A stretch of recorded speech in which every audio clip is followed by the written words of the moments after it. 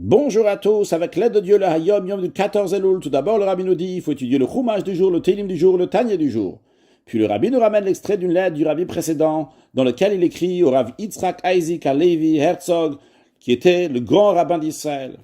Le rabbi précédent lui dit je ne sais pas si vous êtes au courant ou pas, mais je suis quelqu'un d'extrême droite, quelqu'un qui voit toute la beauté du peuple juif dans les vieilles coutumes, dans les vieilles comportements.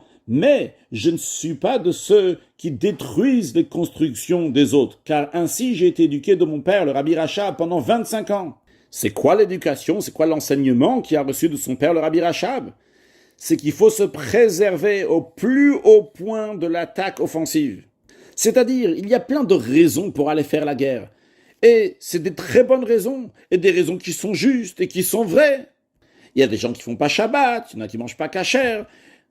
Il y en a qui considèrent certaines situations que c'est déjà la délivrance, que Mashiach est déjà venu, et par cela, ils renforcent encore plus l'exil. Certains qui contredisent ce que le prophète dit. Il y a toutes les raisons pour aller faire la guerre, contredire, etc.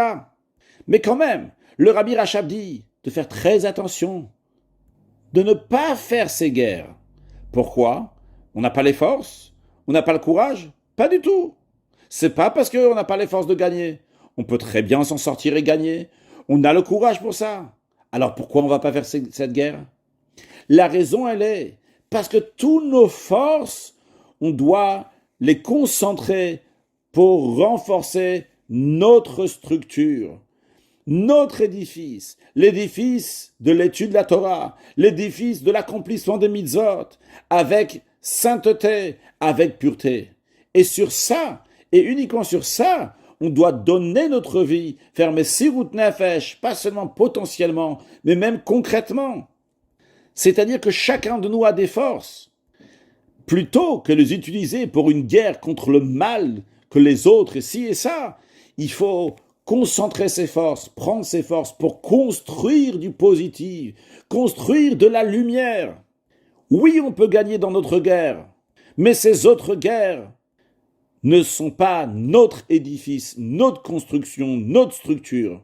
Notre guerre, c'est avec la force de construire, d'agir positivement, de développer les choses qui sont saintes, les actes de bonté, de bienfaisance, qui nous amènera la venue de Mashiach, now un excellent Yom.